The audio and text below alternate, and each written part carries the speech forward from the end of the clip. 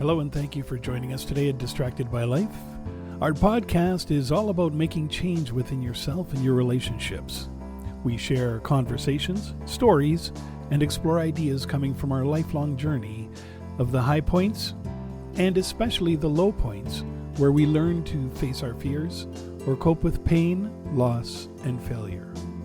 We do this in a discovery quest to establish patterns around our past and understanding whether we are tripping up from our past or being held hostage by it. We work on identifying ways to move forward, aligning our core values, and unlocking the keys to self-awareness, self-acceptance, self-compassion, and letting go of what is not serving you positively in life. A better you is always there, ready to explore in a new world. So let's begin. When we are going through troubled times, gripped by our own insecurities and fears, and carrying the pain of our wounds everywhere, we're often told to be courageous.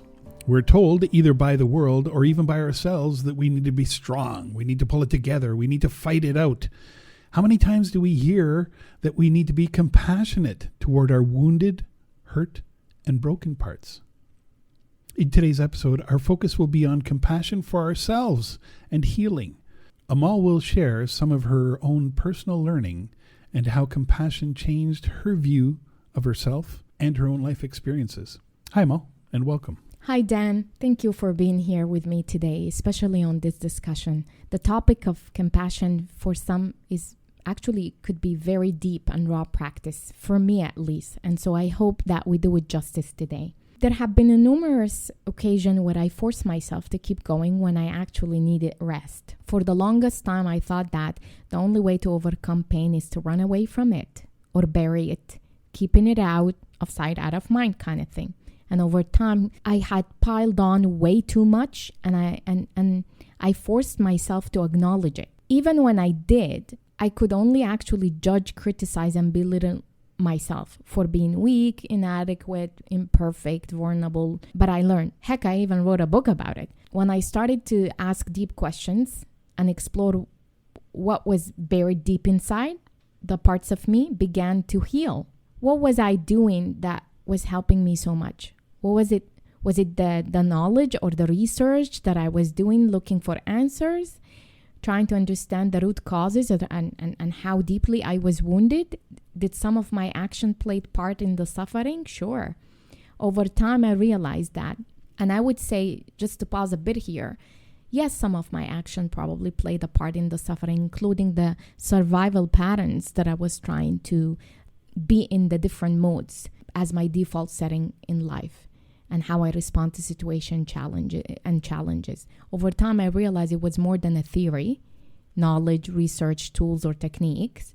It was about offering compassion to myself, leaning into the pain, and learning slowly to letting go. It was about speaking to my hurting, rejected, broken, and traumatized part of me from a place of gentleness, vulnerability, and kindness. And most importantly, I was acknowledging that my pain was valid and deserved to be seen, heard, and respected. As a result, the more I connected with myself and with my pain, I was able to hold space for others' people's pain.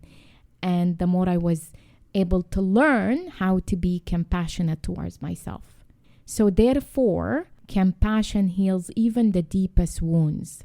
But we all struggle with practicing it. It's not easy. Being compassionate simply means acknowledging one's own pain with kindness, stripping off all the labels, the judgments of being weak, incompetent, incapable. It means actually treating ourselves with kindness and respect, especially when we're not in our best. If we can do it for others, we can surely do it for ourselves. That is really what compassionate practice look like for us. Actually, very often we are in great pain and we don't treat ourselves with well, and that only aggravates the pain because we have this, it's like this is my own metaphor. It's like you're having a invisible baseball bat And you just, every time something goes wrong or sideways, you're just taking that invisible baseball bat and beating yourself up with it over and over and over and over. So you intensify the pain, you're aggravating everything, and you're berating yourself. You're literally not meeting yourself with compassion because you have this high expectation of how things supposed to look like. And when that doesn't happen and it goes your way, or you fail, or someone else hurt you, or the situation result into something that is quite dissatisfying, the next thing you do is just hurt yourself, beat up yourself. It's almost as if we get hurt and then we step on that hurt, like I mentioned, with all our power, all our might. All it does, it just hurts more. To heal, we actually need to hold ourselves kindly. We need to move away from tearing ourselves apart in every possible way to put us back together delicately. The fact is that we heal when we feel heard, validated, and valued for what we have gone through. It's almost always the absence of this holding that wounds us, when we don't feel heard, validated, and valued. While criticizing and judging come to us actually naturally, compassion for the self doesn't really.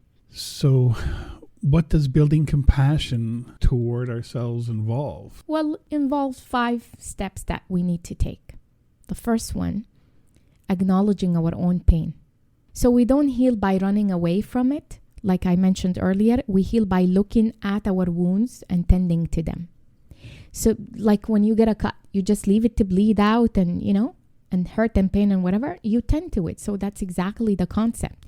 It's letting our thoughts and emotion actually come up without any judgment. So whatever you're feeling, guilt, fear, shame, whatever it is, embarrassment, all those emotions, you feel them, you find out, you acknowledge them, you don't judge them. So it's basically acknowledging, yes, I'm hurt or I'm hurting. Yes, I'm feeling angry.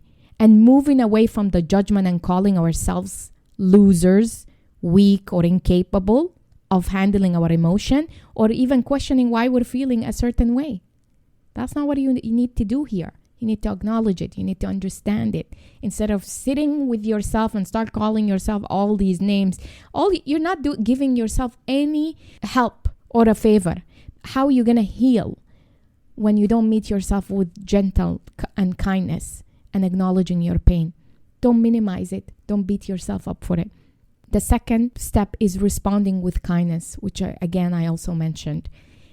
Telling ourselves that it's okay. I will get through this. Or even perhaps, you know what? You're human. After all, you're not perfect. So even doing things that can help us feel better in our moments of distress. If we can speak with kindness to a loved one, even to our child, would we not do that to a friend, to a child, and help them to feel supported in their tough times? Why not? We can do it for ourselves. The third one is acceptance. Often when our difficult thoughts and feelings show up, we push them down and shove them away or minimize them, make them insignificant. It may actually provide us with some short-term relief, really, but only causes long-term damage because we haven't actually accepted what is. It hurt. We didn't want to face it. We don't like how it feels, so we're going to shove it down, hide it, whatever it is we're going to do to it, put it in a cupboard, close it, the door behind it, but then we haven't faced it, we haven't felt it, we haven't accepted what it is. And we don't want it to show up for us like that. So, but what happened is we haven't accepted it. So we need to make room for it, acknowledge it's present, so we are able to heal. Because if we don't do that, we won't heal. The fourth one is validation. When we are in pain, it's really helpful and soothing when someone actually tell us that their feelings are valid, not minimizing how we feel. How often do we do that for ourselves?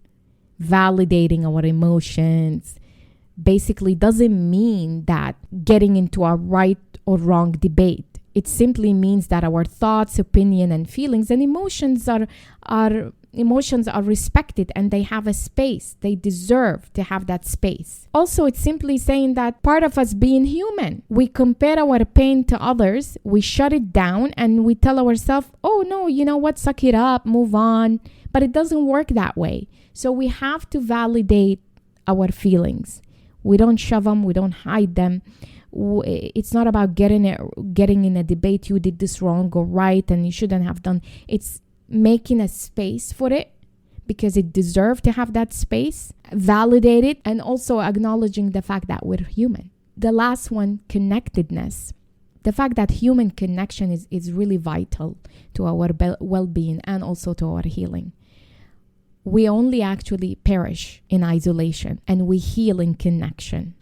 So it's important to reach out to people that you trust and be able to share your troubled times with them because they will give you that love and care and support. It's only when you begin to see yourself as human, you actually realize that kindness and compassion are the glue that hold everyone together and the only thing that binds us in our own selves. That's how we heal. So I want to leave you with this quote that I love by Louisa Hay. You have been criticizing yourself for years and it hasn't worked. Try approving of yourself and see what happens. Thank you so much for tuning in. May you extend kindness and compassion towards yourself. May you find peace for the journey. Until next time, back to you, Dan. Well, thanks, Amal.